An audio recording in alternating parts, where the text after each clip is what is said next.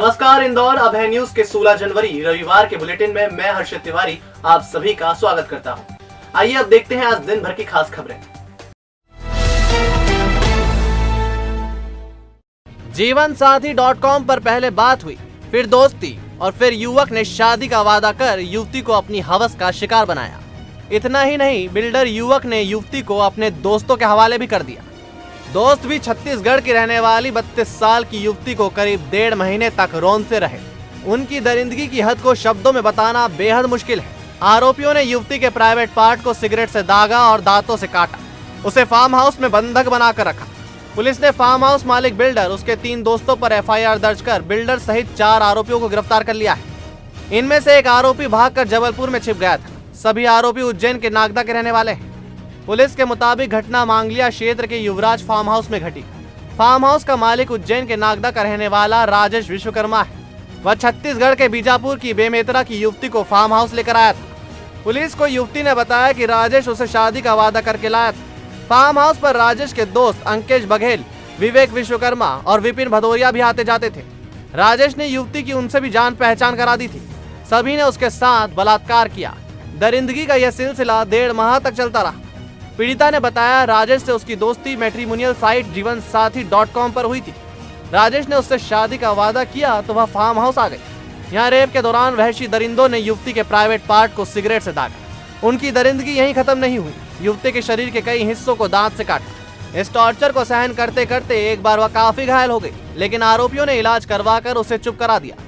करीब 1.5 महीने बाद राजेश विश्वकर्मा दोस्त विपिन भदौरिया के साथ उसे वापस छत्तीसगढ़ स्थित उसके घर छोड़ाया। चाकू की नोक पर उसे धमकाया कि इस बारे में किसी से कुछ न बताए। युवती डरकर परिवार के पास रहने लगी। शनिवार को वह इंदौर पहुंची और दरिंदगी की शिकायत दर्ज करवाई। पुलिस ने आरोपियों को गिरफ्तार कर लिया है। मुख्य आरोपी बिल्डर राजेश विश्वकर्मा की कार भी जब्त की है।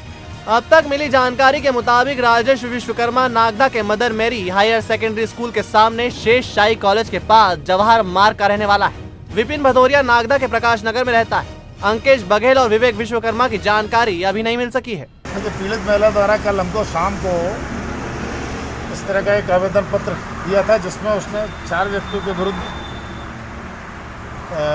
रेप करने की बात, बारी बारी से रेप करने की बात बताई थी।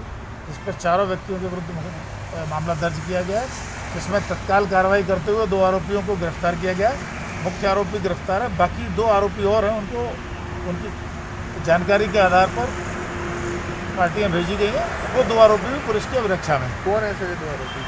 कोई विवेक विश्वकर्मा है और एक मिस्टर विपिन है। इन दोनों को भी अभिरक्षा में ले लिया है और इस तरह से पीड़िता की रिपोर्ट पर 4 आरोपियों को गिरफ्तारी पुलिस द्वारा की गई है वरिष्ठ अधिकारियों के निर्देशन में। और इनसे आगे पूछताछ में क्या मसला है, तो चूँकि प्राइमा फेसी रिपोर्ट पर पुलिस द्वारा कार्रवाई की गई है, ताकि विवेचना में जो भी तथ्य आएंगे आपको बताएं। ये हमारे क्षेत्र के मंगलीय क्षेत्र की घटना है, तो बाकी नहीं। अब देखिए, विवेचना के तथ्य, चूँकि रात की घटना है, इसलिए विवेचना में जो भी चीज़ आएगी फिर आपको बताएंगे ना। पापा, मैं जीना चाहती हूँ, लेकिन उन्होंने मेरी आत्मा को इस तरह रौंद दिया है कि मैं खुद से भी आंखें नहीं मिला पा रही हूँ। ये नोट उस महिला का जिसने ससुराल की प्रताड़ना से तंग आकर मौत की राह चुनी। वर्ष 2013 में उसने मौत को गले लगाया। मामले में कोर्ट ने संयोगितागंज क्षेत्र में रहने वाली मृतक महिला के उन्हीं आखिरी शब्दों को आधार बनाया। इसके बाद द्वितीय अपर सत्र न्यायाधीश उत्तम कुमार डाबी ने मृतका सोनू के पति विजय, पिता रमेश परिहार और मन्नूबाई और कुसुमबाई को 10 साल के कठोर कारावास की सजा सुनाई। जज ने माना स्थिति कितनी विकराल रही होगी, जिसके चलते सोनू को यह कदम उठाना पड़ा। दरअसल ससुराल पक्ष सोनू से 1.5 लाख रुपए लाने के लिए प्रताड़ित कर रहा था। उससे कई बार मारपीट भी की। रुपए के साथ मकान और दुकान के लिए भी दबाव बनाया था। शासन की ओर से शासकीय अभियोजक विमल मिश्रा और अतिरिक्त शासकीय अधिवक्ता संजय शुक्ला ने कोर्ट में सुसाइड नोट पढ़कर सुनाया। उन्होंने तर्क दिया कि दहेज के लालचियों ने एक महिला को जान देने पर विवश कर दिया। सोनू की शादी छावनी क्षेत्र में हुई थी। कोर्ट ने घटना के 8 साल बाद फैसला सुनाया। बच्चों को गिरवी रखकर ठगी करने वाले आरोपी को पुलिस ने गिरफ्तार कर लिया है। आरोपी के पास से करीब 35,000 का माल भी बरामद किया है। उससे पूछताछ की जा रही है। पुलिस के मुताबिक घटना 9 जनवरी की है। इसमें जूना रिसाला में शबाना पति नुसरत रेडीमेड सूट का कारोबार करती है। उनके पास आरोपी इरफान निवासी छतरीपुरा एक बच्चे को लेकर पहुंचा था। यहाँ से उसने करीब 15,000 के सूट पसंद किए और शबाना से कहा, ये मेरा बेटा है, इसे बैठा कर जा रहा हूँ, अभी घर वालों को दिखाकर वापस आता हूँ। जब काफी देर तक वह नहीं आया तो शबाना ने बच्चे से पूछा, लेकिन बच्चे ने कहा वह उसका पिता नहीं है। महिला ने सदर बाजार थाने पहुंचकर शिकायत दर्ज करवाई। पुलिस ने सीसीटीवी फुटेज खंगाले और आरोपी तक पहुंच गई। आरोपी ने विभिन्न थाना क्षेत्रों में वारदात को अंजाम दिया, लेकिन वारदात का तरीका यही था। वह बच्चों को लालच देकर अपने साथ लाता था और दुकान से सामान लेकर रफू चक्कर हो जाता था। आरोपी ने 3-4 वारदात कबूल की है। उससे पूछताछ की जा रही है। ये इसमें 9 जनवरी की घटना है। एक शबाना पति नुसरत यहाँ पर जूना रिसाला में कपड़े का व्यवसाय करती हैं, तो वो रेडीमेड सूट वगैरह बेचती हैं। तो वहाँ पर एक व्यक्ति एक 7 साल के बच्चे को लेकर के आया और आकर के उसने करीबन 10-15 हज़ार रुपये के सूट पसंद किए और उसके बाद उस बच्चे को बिठा करके वहाँ से चला गया कि ये मेरा बेटा है, मैं अभी सूट वगैरह अपने परिवार वालों को दिखाने ले जा रहा हूँ। और उसके बाद लौट के नहीं आया। तो महिला को तब पता लगा कि ये मैं ठगी का शिकार हो गई हूँ। उसने बच्चे से पूछा तो बच्चे ने बताया कि नहीं, ये मेरा पिता वगैरह कोई रिश्तेदार नहीं है। तो इस संबंध में पुलिस ने फुटेज वगैरह निकाले और फुटेज वगैरह निकाल करके जब पता किया तो पता लगा कि ये इरफान नाम का एक व्यक्ति है, ये छतरीपुरा में रहता है और इसी प्रकार के ये बच्चों को ले जा करके ये उनको बच्चों को गिरवी रख के वारदात करता है। तो इसने यहाँ पे 3-4 जगह वारदात की है। तो उसमें करीबन 30-35 हज़ार रुपये का माल अभी तक हमारे द्वारा बरामद किया जा चुका है। आरोपी को गिरफ्तार किया गया है और अभी आगे और भी पूछताछ जारी है। विजयनगर पुलिस ने 6 से अधिक लोगों के खिलाफ धोखाधड़ी का प्रकरण दर्ज किया है। फरियादी योगेश दुबे ने पुलिस को शिकायत की थी कि विजयनगर स्थित Arora international tour and travels ने इंटरनेशनल टूर पैकेज दिया था। इसके लिए लाखों रुपए लिए गए, लेकिन आरोपी ना तो उन्हें टूर पर ले गए और ना ही रुपए लौटाए। टूर में फ्लाइट टिकट सहित महंगे होटल में रुकना शामिल था। पुलिस आधा दर्जन आरोपियों पर केस दर्ज कर उनकी तलाश कर रही है। हाँ, एक फरियादी पहुंचे थे थाना विजयनगर में, जिनमें ये कंप्लेंट की थी उनने कि उनसे एक अटलांटिस टूर एंड ट्रैवल नाम की कंपनी थी, जिसने उनको ये कहकर कि हम आपको 5 स्टार 4 स्टार होटल्स में रुकने की सुविधाएं उपलब्ध कराएंगे, 1,20,000 रुपये ले लिए थे। पैसा लेने के बाद में ये जो भी लोग थे वो ऑफिस से गायब हो गए थे। पुलिस को जब आवेदन प्राप्त हुआ तो इसमें प्रकरण पंजीबद्ध कर लिया गया है और अभी आरोपियों को हम लोग तलाश कर रहे हैं। नशे के खिलाफ पुलिस ने अभियान छेड़ दिया है। खजराना पुलिस ने अवैध शराब बनाने वाले 3 आरोपियों को गिरफ्तार किया है। आरोपी क्षेत्र में पट्टी लगाकर अवैध शराब बना रहे थे। खजराना पुलिस ने रविदासपुरा में दबिश दी तो बड़े पैमाने पर यहां शराब बनती मिली। पुलिस ने मौके से पप्पू परमार, दिलीप परमार और बंटी सोलंकी को हिरासत में लिया है। पुलिस ने अवैध शराब बनाने में प्रयुक्त बर्तन और गैस भट्टी बरामद की है। फिलहाल पुलिस आरोपियों से पूछताछ कर रही है। खजराना पुलिस ने आज सुबह एक वहाँ पर लोकल एरिया में मोहल्ला है जहाँ पर की कच्ची शराब बनाई जा रही थी। पुलिस ने दबिश दी। दबिश देकर वहाँ से बड़ी मात्रा में कच्ची शराब अवैध रूप से बनाई जा रही थी, उसको जब्त किया है और 5 लोगों को गिरफ्तार किया है। गिरफ्तार करने के पश्चात इनके खिलाफ वैधानिक कार्रवाई की जा रही है। इसमें 5 आरोपियों को पुलिस ने गिरफ्तार किया है और अलग अलग घरों से पुलिस ने अवैध शराब भी जब्त की। अवैध रूप से शराब बनाई जा रही थी, जिसमें कई बार शराब जहरीली होने की संभावना बढ़ जाती है। पुलिस ने इस क्षेत्र में पहले भी कार्रवाई की थी।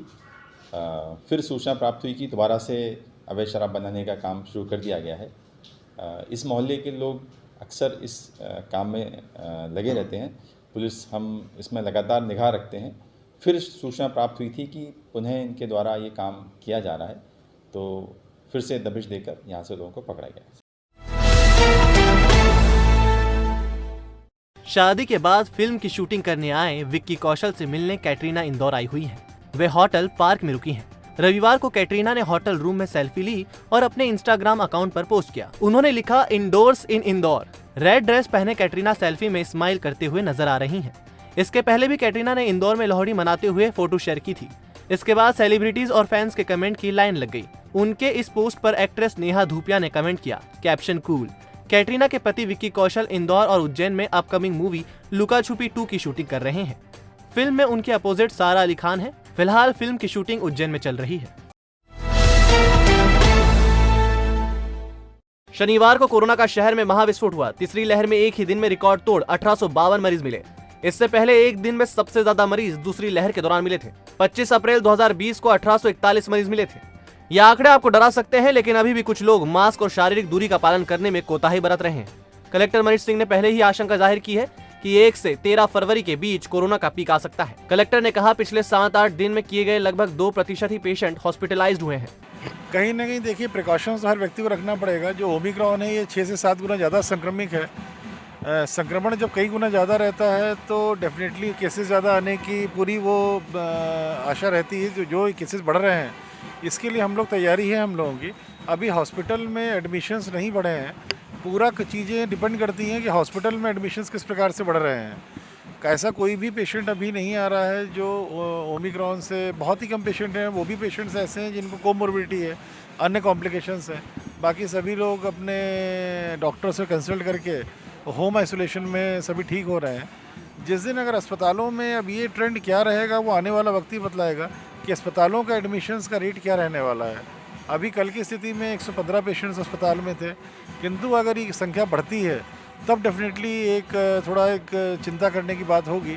अभी तक ऐसी कोई बात नहीं है। हम लोग वॉच कर रहे हैं। प्रतिबंध कम से कम लगाए गए हैं, किंतु जो भी प्रतिबंध अभी लगाए गए हैं उन सब प्रतिबंधों पे सभी को बड़ी जिम्मेदारी से पालन करना चाहिए। रीगल तिराहे पर सेवा सुरभि संस्था ने शहीदों को श्रद्धांजलि दी। इंडिया गेट पर शहीदों को श्रद्धांजलि देने सांसद शंकर लालवानी भी पहुंचे। बोहरा समाज के बैंड ने शहीदों को याद करने के लिए देशभक्ति पर आधारित गीतों की प्रस्तुति दी। कलेक्टर मनीष सिंह ने बताया कि गणतंत्र दिवस और स्वतंत्रता दिवस पर सेवा सुरभि शहर के अलग अलग क्षेत्रों में शहीदों को श्रद्धांजलि देने का कार्यक्रम आयोजित करेगी। इसमें आने वाली पीढ़ी को भारत का गौरवशाली इतिहास बताया जाएगा। वर्ष 2001 से सेवा सुरभि इस पावन कार्यक्रम को यहाँ करा रही है। एक शहर के सभी सामाजिक संगठनों को, सभी प्रबुद्ध नागरिकों को जोड़ करके ये कार्यक्रम होता है। ये सर्वधर्म समभाव का भाव रहे इस कार्यक्रम में, और पूरे नागरिकों को अपने दायित्वों के तहत कार्य करें, इसका भी एक भाव जगाता है कार्यक्रम ये। इसके लिए सेवा सुरभि बधाई का पात्र है। जो कार्यक्रम आज यहाँ किया है इन्होंने, ओम नरेड़ा जी, जायसवाल जी, अतुल सेठ जी, सभी बधाई के पात्र हैं। देखिए, आज़ादी का अमृत महोत्सव है और सेवा सुरभि द्वारा विगत 20 वर्षों से ये कार्यक्रम यहाँ आयोजित किया जाता है। शहर के सभी प्रबुद्ध, हर समाज के लोग, हर धर्म के लोग इसमें आते हैं। हम सब मिलकर ये आज़ादी का पर्व मनाते हैं। क्योंकि कोरोना का समय है इसलिए सीमित संख्या में ये कार्यक्रम रखा गया है, पर ये लगातार कार्यक्रम चलता रहेगा 31 जनवरी तक, और आज इसकी शुरुआत है। तो आपने देखा हमारा बुलेटिन। आपको हमारा बुलेटिन कैसा लगा, इसका फीडबैक कमेंट सेक्शन में जरूर दीजिएगा। फिर मिलेंगे नए बुलेटिन के साथ। नमस्कार।